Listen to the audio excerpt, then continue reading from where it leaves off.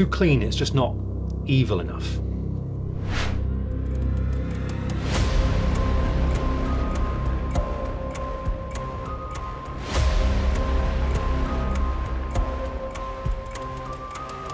This is a really cool piece of scenery. It's very, very 40k and it's very, very Imperial too. But sometimes what you want to do is just customize your scenery collection to help it tell the narrative more of what you want to tell on your battlefields, and also maybe suit your army a bit better too. So we thought it'd be really fun to take this and deface it in the name of the dark powers of chaos, as if it was maybe on an Imperial shrine world or something. The word bearers have shown up and made everyone have a really, really bad day. So I'm going to kind of turn it into a chaos altar, so to speak.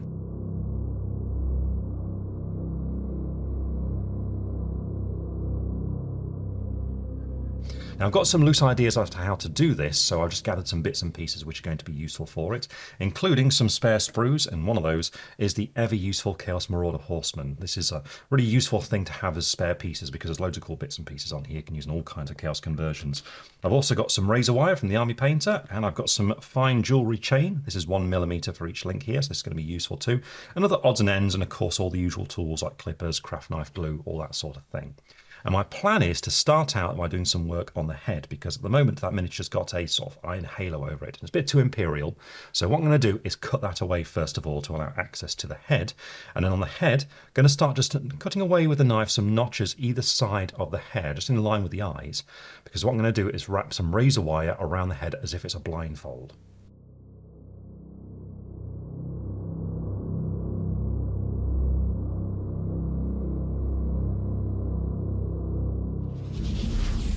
There we are, I'm happy with the barbed wire wrapped around a head like a blindfold, so now we can replace the iron halo with a Chaos Star. What I've got is one from the Chaos Marauder Horseman sprue, and it's got quite a lot happening on the inside, so this just needs to be clipped away and removed, and then it's just a matter of testing the fit and gluing it into place over her head.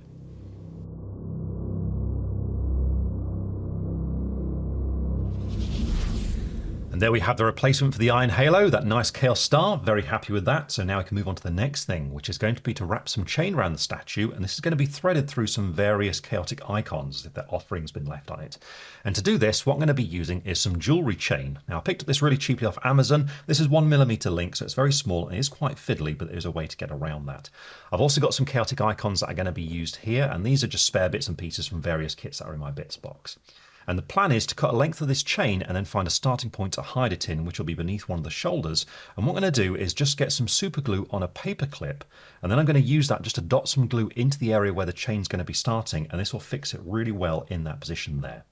From this point on, it's just a matter of threading on those chaos icons and then wrapping the chain around the miniature and doing that same trick with the paper clip to glue it back on the other side.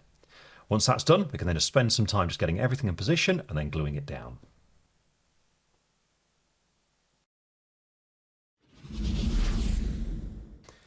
With super glue soaked into those chain links, they've now dried rock solid, so it's on to the next thing, which is going to be to return to the trusty Chaos Marauder Horseman sprue, because on this sprue you get loads of these little sort of sets of chain with various things hanging from them, like Chaos Stars and skulls, that sort of thing. Now at the head of them there's a round disc that looks like a nail that's been hammered into something, which means all we need to do is just clip these off the sprue, clean them up, then glue them around the statue.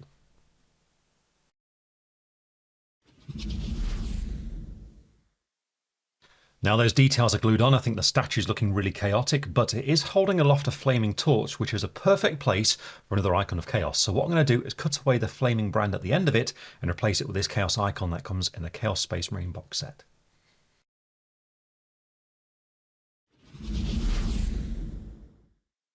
Now with that done, I think we've finished gluing bits on, so instead it's time to remove a bit of plastic, because what we want to do is make it look like the statue was the centerpiece of a firefight. So it's time to add a bit of battle damage to it. And to do that, I'm going to be starting out with a pin device drill like this. And what I'm going to do is use this to drill some holes into the miniature as if bullets have struck it, including a few in like a row to give the appearance of some strafing gunfire.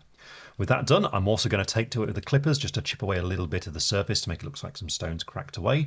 Then I'm going to do the same sort of thing with my craft knife. Now you can of course really go to town with this if you want to, but I'm just going to carry on just approaching it like this until I'm happy. And there we have plenty of battle damage on the statue, and I'm really happy with that, so we're about ready to start painting it. But before we do so, remember, if you're a youngster, be sure to get an adult to do the work with a knife for you, and with the clippers, if you're carving into the plastic, just be careful not to try and cut away too much at once so that you don't damage the blades. Now on this plastic there is a little bit of misting going on from the old super glue I've been using, but that's not a problem because as soon as some undercoat's on that, it'll cover it up completely. So I'm going to go outside now and I'm going to spray this with desert sand from the Colour Forge. Really good starting point for the stone colour we're going to go for, and then when I come back, we'll start painting it.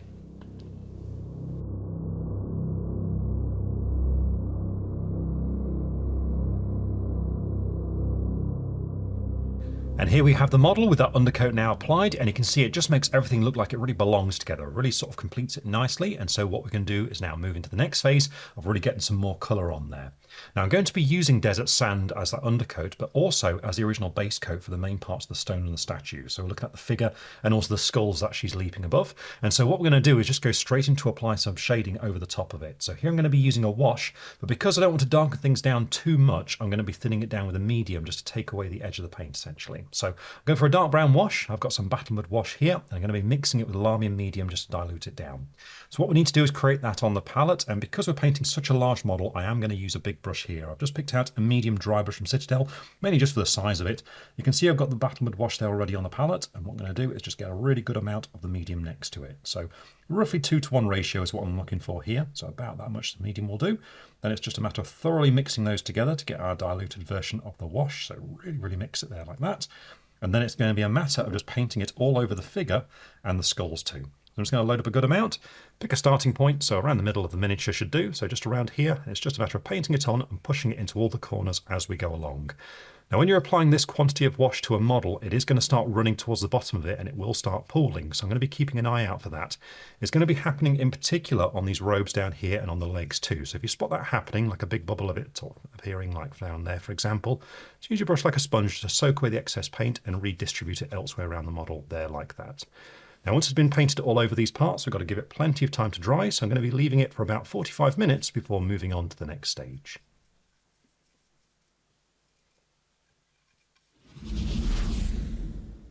Once that wash is completely dry, you'll be left with some nice shading in all the texture of the stone, and you can see all the little cracks and things we added in there are showing up nicely too. And so now what we can do is some dry brushing to start to lift the colour and bring it close towards more of an ivory. So what we'll do is move to a slightly lighter colour of bone than we used for that undercoat. So in our case, that's going to be Skeleton Legion. And I'm going to be dry brushing this on quite heavily with a fairly large brush. I've got a medium dry brush from Citadel once again, and if you are using the same brush for this stage as you used it in the previous stage, just make sure it's completely clean and dry before you start doing this, because otherwise it will go quite streaky and looks a bit horrible. So once the brush is completely dry, you just need to get a small amount of that paint on the tip of the bristles, just there like that. Then get some tissue paper and use it to work the paint into the brush whilst also removing the excess. And you can see I'm gradually moving along to the right here because what I'm testing here is basically just how much paint is still in the brush. When you're down to about that sort of strength there on the texture of the paper, you're then ready to go. And with this, what we need to do is start applying it in a sort of round motion. So pointing the brush straight at the model and going in a round application like this. And the result is you can see you get a soft application of that colour on the raised up surfaces, but because we're being quite quick about it, the bristles can't fall into the recesses, so we retain all the shading that we got from that wash.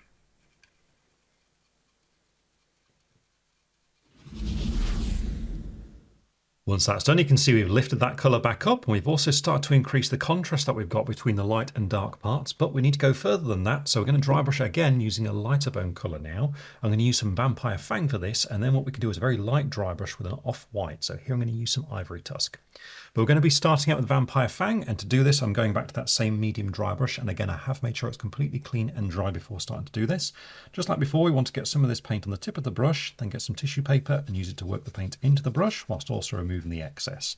And whilst the application is going to be largely the same this time, we just want it to be just that little bit lighter. So you can see on the paper, I'm stopping just a little bit further along now, so there's less paint there left on the brush. And what we want to do is go at it in the same sort of way with that rounded motion, because what will happen is the colour will start to catch the parts that are standing out even more, giving us more of a highlight. So you can see just around there, basically just want to build it up to about that sort of level across all of the statue.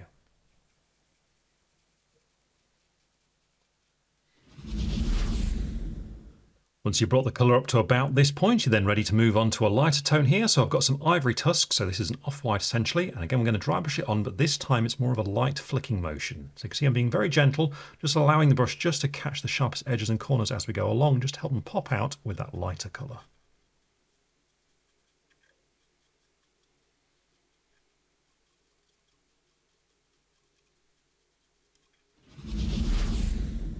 And with that done, you can see the result is that really lovely, almost sandstone kind of colour there on the statue. And so with that done, what we can now do is turn our attention to the plinth, because there's quite a few more colours on here. The first of which needs to be a dark grey for the main part of it. So I'm going to use some Dungeon Stone Grey for this. And to apply it, I'm going for a monster brush here from the Army Painter. So quite a rough and ready brush, because this is just some simple base coating here. There is a lot of ground to cover, which is why I've gone for such a large brush. But really, we do need to be careful when we get close to the skulls that are on top of the plinth. So just need to take care around there. But for this, just need to make sure the paint's thinned down and under control on your brush, and then it's a matter of just blocking this area in. And we're looking at this part right down here. Now, I'm not concerned about minor details on it just yet, so just make sure to block the entire thing in. But you can see what I mean about the skulls. Just take care when you get close to these parts just around here.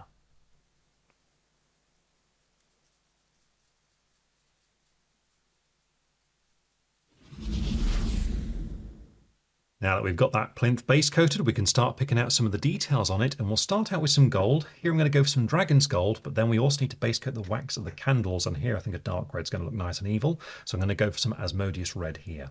But we're going to start out with the gold, so I'm using Dragon's Gold here, and to apply it, I'm actually going for a medium base coat brush from Citadel. Now this brush is quite rough and ready, but for our purposes here, it's ideal because it's great for getting to all the nooks and crannies on all the various details we've got, and you can see it's still holding a fairly good point, so it does have enough accuracy here for what we need. So as usual, we just need to make sure the paint's thinned and ready, and then it's time to start looking for any details that we want to pick out with gold. Now on the plinth, there are a fair few that I want to do, and that's going to be these little statues we've got in amongst the archways. So just here, it's going to block these in. I'm also going to keep an eye out for little fleur-de-lis icons, such as this one right here, and I'm also going to pick these out too, so just very carefully there, like that. But there are some other parts on the statue itself that I want to get in gold, and that's going to be all this chaos iconography that we've added. So for example, this eye right here, going to block this in at this stage as well.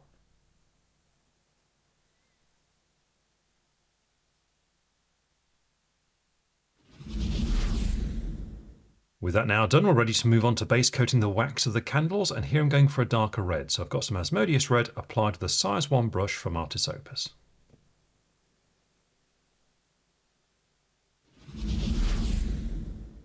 With that, we've now got those details picked out on the plinth, and you can see too, I've got some gold on those various details that we stuck onto the statue up there too. So it's now time to apply some wash over these details, and I want to go for a bit of a sort of a cold feel here for the stone especially. So I'm going to use two colours at the same time. I'm going to use some Battlemud Wash again, so a nice dark brown, but I'm also going to use some Necrosis Green Wash, which is sort of like a dark olive green, and this is going to give that sort of natural sort of weathered appearance to it.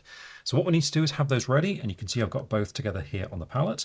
To apply them, I am using a medium shade brush from Citadel for the plinth, but when it comes to that gold that appears on the smaller details on the statue, I will switch to a size 1 brush for a bit more control on those parts, just to keep it away from the stone essentially.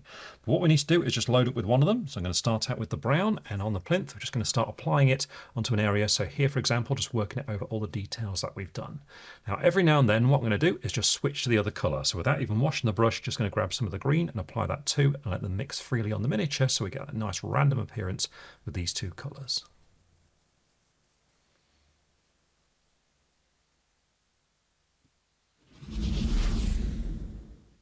Now the wash is dry, all those colours are tied together, and we've got lots of shading down there too, and you can see the same is true on all the various gold details on the rest of the statue as well. So now I'm going to move on to concentrating on finishing off the grey stone, and here I'm going to be dry brushing it again, just like with that statue, starting out with a light grey. Here I'm going to use some Carcharodon grey, and once that's done we'll then move on to a light bone colour just to give it a slightly sort of natural worn feel. So here I'm going to be using Vampire Fang. But first of all, we need the light grey, so I'm using Carcharodon grey, and to apply this one, I'm going for my small dry brush this time, so just for a little bit more accuracy than we had with a larger dry brush earlier on, but the setup's just the same with that bit of paint on the tip of the brush, and use the tissue paper to work it into the bristles, going down to about this sort of strength this time. So with that reached, we can now start applying it over the grey, and whilst we do need to be careful of the stone that appears around there, so all those skulls and things, we don't have to worry quite so much really about the gold, because even though we are going to catch it, I mean, it's just about inevitable, same with the candle wax, we will clean that up later on. So for now, it's just a matter of a light flicking motion like this to make sure that you bring out all the edges and corners on that grey stone.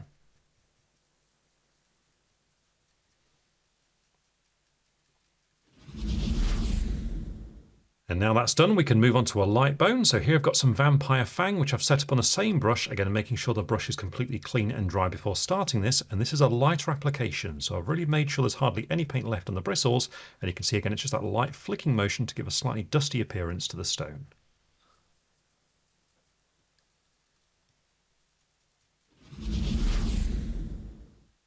And with that, that grey stone is completed, and you can see doing that light dry brush of a bone colour really does set it off, and that always works really well on all kinds of scenery projects, so it's a great little trick to know. But with that done, we're now going to return to that gold because we need to clean it up, but also we want to highlight it too. So what I'm going to do is return to Dragon's Gold with a layer, and then once that's done, we'll highlight it using some glistening gold. But first of all, we need Dragon's Gold, and to apply this one, I'm going for my size 1 brush right from the start here, because this time the application does need to be careful. We can't really dry brush with the detail being so intensely surrounded by all of that stone, so we won't be able to avoid catching it. So all we've got to do is get this thinned and ready, and then it's just a quick once over on these golden details, just to basically tidy them up and remove any dry brushing that we had from that grey earlier. So for example, if you look at this little statue right here, what I'm going to do is just apply this gold onto the raised up flat areas, just quickly there like that, just brushing in a downward motion, letting the bristles just fall on the raised up parts. And you can see what that does is just cleans it up and brings that shine back to it as well. Now I want to be doing the same sort of thing onto these little spires that we've got. So just here, for example, again, layer on that there like that. But also we've got these various designs that appear further up. So we've got the Chaos Star right here, and it's going to be the same sort of procedure where we're looking for the flatter, more open areas. And whenever you encounter a recess, just be careful not to drop into it so as to retain the definition from the wash.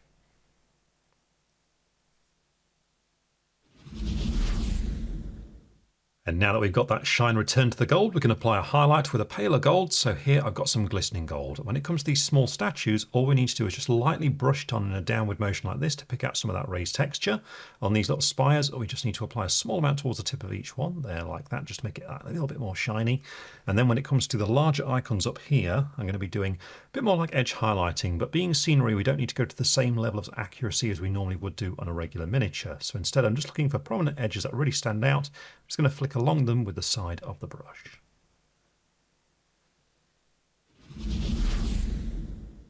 Now that highlight's been applied, the gold is complete, and so what we should do is the same sort of thing on the candles by starting out by cleaning them up with that layering, because remember the dry brush has caught them a bit. So here I'm going to return to some Asmodeus red, then for the highlight I'm going to use a bright red. So here I'm going for Demon red.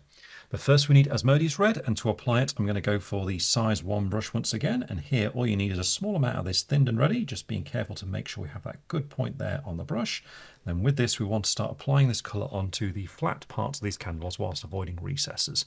So really what we're looking for are the parts of the wax that are dribbling down, such as this one just here, where I'm going to paint next to it, just concentrating on the flat part just there, because again, just being careful not to drop into that recess, instead just pick out the dribbling wax right there. So it's just a matter of doing this on each of these candles. Now that's done, we can highlight the wax, and to do this I've switched to a slightly smaller brush. This is a size 0 from Artis Opus, just for a little bit more control, because we want to pick out the parts that really stand out, which will be the dribbling parts going down the side just there, and the dribbling parts at the bottom as well. Now be sure to also highlight around the top of the wax, so just around there, directly beneath the flame, and then skip past the recess, just there where the flame meets the wax, and pick out the entire flame as well. Now that we've finished highlighting the wax, we can move on to completing the flames on these candles, and we've already got a nice bright red on there, but we need to go even brighter than this. So now it's time to add an orange, and here I'm going to use some orange flare. Then we'll need a bright yellow, so here I'm going to use some yellow flame, and then finally we need just a touch of a pure white. So in this case, I'm using some white star. But first of all, we need the orange, so I'm using orange flare, and to apply it, I'm going to stick to my size 0 brush here. What we want to do is just layer this on top of the bright red that we've got so far. So once you've got this loaded up on your brush, we can start looking for these flames, and the idea is to kind of focus it towards the middle of each one, leaving only a hint of that red around the outside. So for example, on this one, I'm going to apply it just there, leaving that red just a little bit on the outside and a touch of it at the tip as well.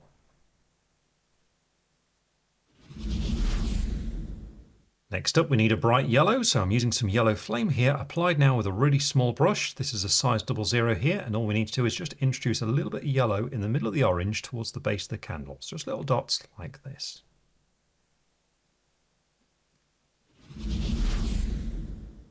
And then finally, we just need to add a tiny dot of white star at the bottom center of each flame.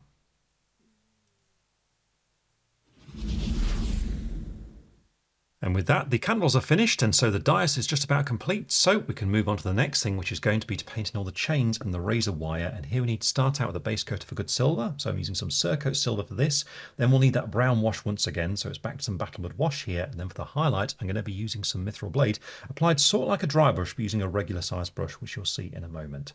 But first we need that base coat. So I'm using Surcoat silver. And to apply this, I'm going to be using my size 1 brush. And this is the tricky color here, because when base coating this in, we just need to be careful to avoid that surrounding stone. So it's just a matter of being patient essentially with this. As usual, get the paint thinned and under control on the brush, and then we can start picking these features out. And if we take a look at the head, it's going to be a matter of just very carefully moving in and picking out the raised texture, just taking our time to work the bristles into all the little recesses there like that. Now, I'm also going to be picking out that chaotic halo that we've got around the head. So again, just taking care here just to be really neat and tidy around that stone.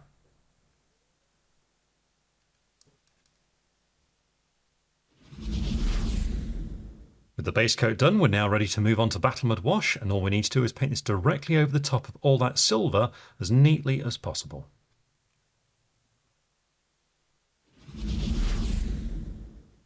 And with the wash dry, we can now highlight all that silver using some mithril blade. And to apply this, I'm doing something a little bit unusual. I have here an older medium brush. This is a medium layer brush from Citadel, and I loaded it up with the colour, but then I just gently wiped away some of it on some tissue paper, leaving not much on there. So a bit like doing a dry brush, and you can see by just lightly applying this over the top of the razor wire, and also we can go over the chain links, it just catches the raised surface. So it kind of dry brushes it for a highlight, but it allows us a great degree of control.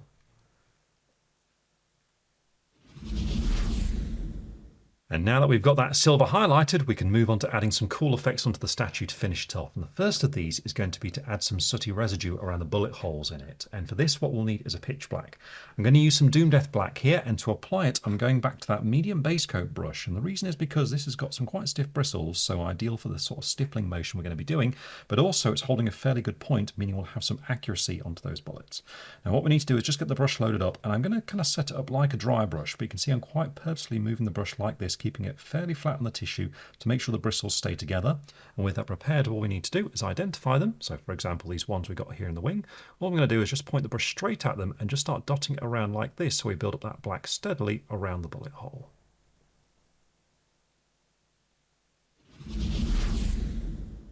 Here you can see doing that stippling with the black really brings those details to life, so we can now move on to the next effect, which is going to be to add some rust onto all of that silver metal, and for this I'm going to be using some dry rust brown.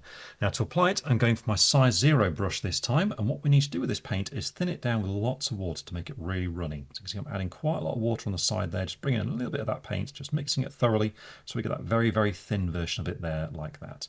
And with this, we just need to load up and start painting it into areas where you get moisture collecting on the silver details. So when it comes to things like the chain, it's just a matter of just basically painting it over it like this, just letting it run into the recesses so it stains it with that colour.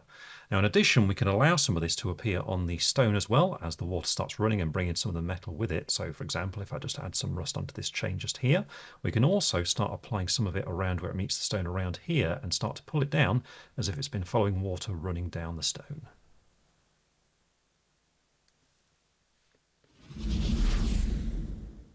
And here we have the result of building up that rusty colour. You can see it adds a nice bit of character to the miniature, especially with how it's staining the surrounding stone around all that silver metal. And so with that done, we can now move on to the final effect, which is going to be to add some blood onto the statue, because of course it wouldn't be chaos without blood. So here I'm going to be using blood for the blood god, and to apply it I'm going for a really fine brush, so right down to the size 00 here. And the idea now with the blood is to give the appearance that some rituals have been done around the statue, or perhaps some people have been shot up against it, that sort of thing. Also maybe something supernatural going on, which is where I'm going to start, because I'm just going to load up some of this on the brush and start applying it as if the statue is crying tears of blood beneath this razor wire. So I'm just going to go in here and just start poking some around where the eyes would be, and then just start drawing it down on the cheek. So just sort of dotting it down like this. So we've got that little trail on that side just there, just building it up just close towards the eyes like that. And the same on this side too, where we can have some there, and then we can have some of it splattering down the front of the armour down there like that. Now in addition, I'm going to be adding some further down, so you can see we've got all these skulls down here. I want to give the impression that maybe some rituals have been done around these, so we can start doing the impression of things like a chaos star on the forehead of some. So all I'm going to do is just start dotting this on like that to get that central line. Then we can turn it to do the one going across from it, so just here, just along the centre there like that, and then we can add in the extra two, so one just there, and then one just here. And once you've got that initial pattern applied, it's very easy just to start bulking it up with additional, well, applications of a little bit more blood really. So just dotting on a bit more to make some areas a bit thicker, make it look a little bit more natural. And then from there, we can also have bits trickling down as well.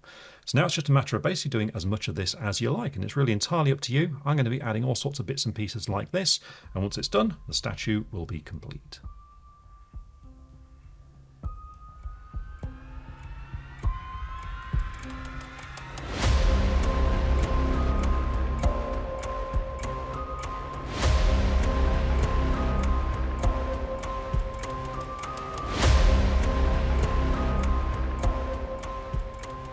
And with all that blood now applied, the statue is complete and ready to take pride of place in the centre of a battlefield. So this little project has been lots of fun because this statue is an amazing piece of scenery with so much character, but to change it and turn it into something chaotic is actually really fun because now it becomes totally unique and it'll add a lot of character and a lot of story to a battlefield. If you've never tried doing anything like this before, I do recommend you give it a go because, well, it's tons of fun. So we hope it's inspired you and we'll see you again very soon.